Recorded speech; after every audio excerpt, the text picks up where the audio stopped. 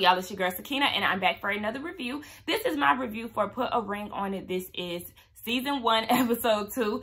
Y'all, was going to record this last night, but to be honest, I was very tired, and full disclosure, I am still tired. So if I'm not giving y'all the energy that you were expecting or needing, I do apologize in advance. But let's get into this review.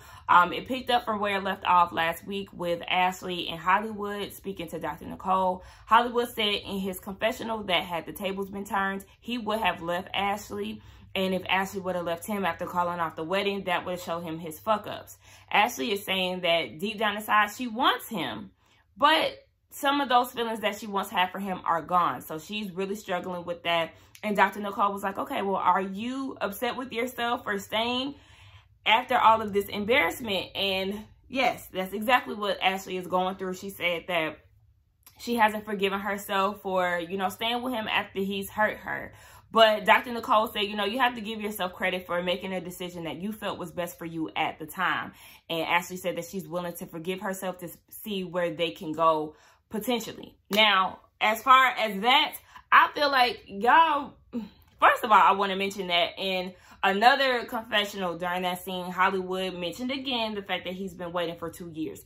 And that is something that has really been pissing me off. Like, sir, you're still not getting it. And for that reason, I really feel like not only did he taint your proposal, yes, but the fact that he's not getting it through his head, the pain that he's caused you, he keeps saying like, yeah, I understand I hurt her, but I've been waiting for 2 years. Like, the fact that he keeps bringing that up is just very bothersome to me. And I feel like there's no more potentially seeing where it goes and all of that. Y'all been together for damn near 10 years and y'all haven't really made any strides. So, Ashley, I just really want you to move on and find somebody else.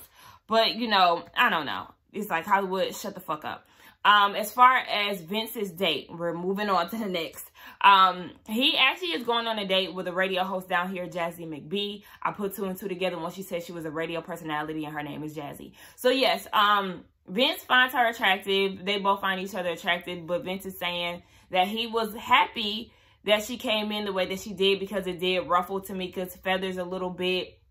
Whatever. So, he liked that reaction. And Jazzy was asking, okay, well, what are you liking at home? Vince is lacking trust.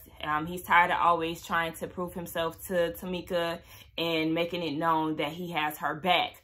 Really, I didn't feel their date. It was very lackluster-y, and I just did not see them going on another date. Their whole date was just basically wrapped around what was going on with him and Tamika. Now we get over to Shay and Mike.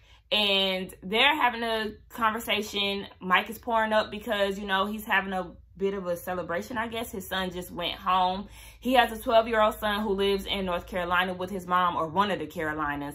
And Shay was asking, okay, well, what did he think about me? He think that she's all right. And Mike is like, well, what do you think about the idea of him moving here? In Mike's confession, he was saying that his son and or his baby mom and him had the agreement of moving his son with Mike once he hits high school. And Shay is like, okay, I'll be down for another summer. But I'm like, sis, that's not what he said. He said that the idea is for his son, or the agreement is for his son to move in once he hits high school. Not just for the summer, but for full time. And she was saying, I am not really being truthful about how I feel about that idea. She says that having a kid does not fit into her lifestyle, and I understand that. However, you got with the man that has children, and I would hope that Mike wouldn't choose Shay over his child, which I don't see him doing. But I mean, at the same time, I don't know him. But, you can't make him choose between you or his son. Like, if that's the case, then y'all just don't need to be together. So, sis, yeah. Now, moving on to Mike, later on in the episode, him and Shay are having a conversation. Mike is saying something about how he wants to start getting into things that he enjoys outside of Shay. And while they're having that conversation, the infamous knock on the door, his date shows up. Now, his date, Whitney, she's a very pretty girl. However, that sewing in that outfit, I was like, okay. I was not feeling that. But Mike liked what he saw. And, you know, she comes into the house as every date does. Like, I don't understand why y'all have these dates come to these people's houses. But I do feel like Shay was being a good sport about it. You know, Whitney was trying to be slick, saying shit like, you know, we kind of match. Like, shut the fuck up. I don't like when people do stuff like that. But like I said, Shay handled it well. Now, when they get down to the hookah lounge or wherever they was at, Whitney said that Shay was a little aggressive. I didn't see that at all. So, nice reach. But Mike was like, tell me about yourself. Now, Mike, and any other male that is watching this, do not ask a woman, tell me about yourself. No. How about you give specifics about what you want to know about me? Okay, so tell me, what do you do for a living? Tell me what you like to do in your free time. Give specifics. That broad-ass question is so annoying. At least it's annoying to me, because it's like, what the hell do you want me to say? You know, a brief synopsis. Oh, yes, you know, I like long walks on the beach, and I like to read love stories. Like, give me specifics. Tell me exactly what you want to know, okay? She did say what she wanted out of a man. She wants a man that's respectable, that's a gentleman, that wants more. And Mike is like, okay, well, it sounds like you describing me. Now, Mike in his confessional was saying that there's definitely some attraction there, and the only thing that's holding him back is the situation that he has with Shay. And with him saying stuff like that, it's like, oh, okay, sis, Shay, have your good eye on your man, okay? Now, we get over to Hollywood's date. And I'm just like, oh my gosh, these fucking outfits. Like, ladies, what are y'all wearing? She had this country-ass dress on. It was off the shoulder. It looked like it was made out of her grandmother's quilts at the bottom. And I'm like, oh my gosh, this is so fucking terrible. They're playing Jenga. And I just feel like Hollywood is a little rusty when it comes down to his dating, because the questions that he was asking her, like, it just made me cringe. Like, he compared her to a tree, and then she didn't like that, so he was trying to clean it up, and I was just suffering from secondhand embarrassment. But the woman did say, her name's Passionate, that was her name. Passionate said that she's into funny guys, and they were really playing Jenga to plan their next date. So Hollywood ended up losing, and she wants to go on a pottery date next. She does like earthy things. So, you know, I could get down with her personality. I just hated her freaking outfit. And I just felt like Hollywood was making me feel a little uncomfortable, you know, because, yeah. Another thing that kind of stood out to me in that scene, too, was the fact that she was saying, like, yeah, I like him. He looks like he's Cherokee, black. He has muscles. I like the waves. Like, everything that she liked about him was very surface level. So, hopefully they get down to actually getting to know each other on their second date. Now, we get over to Tamika and Vince. Yeah, Dr. Nicole came to visit them. She was like, okay, so give me information on what's going on with y'all. Tamika says she has an issue with Vincent. Why I keep calling him Vincent like I know him? Vince is blaming her for the situation in the beginning of the relationship with Miss Loose End. And to me, it's just like, Vince, what the, if you are not the biggest manipulator, then I don't know what. Because he is blaming her because he's like, well, whose loyalty, like, where does your loyalty lie, with me or her?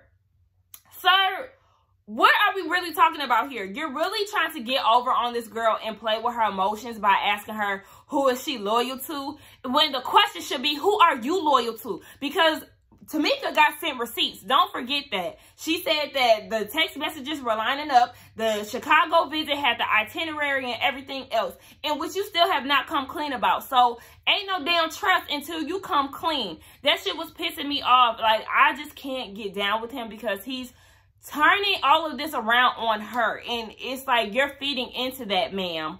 What was that? Tamika was saying, you know, I'm just tired of talking about it. And Dr. Nicole was like, don't do that. Don't do a false shutdown, because you really do care. If you don't have the language to express how you feel at the time, then communicate that. Allow yourself to find the verbiage and come back to it. Because if y'all don't, then y'all will just be creating things and having to play the guessing game of how that person truly feels. Was there anything else? Yeah. Dr. Nicole said, y'all need to move on to move, okay? Now, the guys meet up and they play cards. They talk about their dates. They all find their dates attractive. And then Mike talks about how attracted he was to his date. You know, the dimples and all of that. Like I said, she's a pretty girl, but I couldn't get down with that sewing and that outfit. No, ma'am. Hollywood said he was attracted to his date, same as Vince. Hollywood goes into the question of, have y'all explored everything that y'all wanted before marriage? And Mike and Vince both have, but Hollywood wants a threesome. Not only does he want a threesome, he wants a threesome with new women outside of Ashley. Ashley is not a part of this. I said, okay. And then I'm realizing that Hollywood is very sexual. Even in his date, one thing that rubbed me the wrong way when Passionate said something about making the game hard. He was like, oh, you like it hard? Very distasteful. Like, don't be doing all of that on the first date, because that will get you cussed out. But anyway, yeah, another thing that he wants to do, another fantasy of his, is to have sex with a little person. And I mean, okay, that's fine.